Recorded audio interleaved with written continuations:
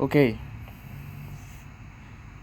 if your information display doesn't work on a 2010 Ford F250, this one's a Lariat. If it's just a stock display, you have to take the whole cluster apart, figure that out yourself. And then on the back, there are these solder points that for some reason go bad. And on this one, it's these two right here. If it'll focus, piece of shit. It won't focus. Well,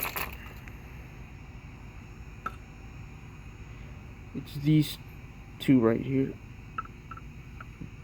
Solder them together, and the display will start working for some reason.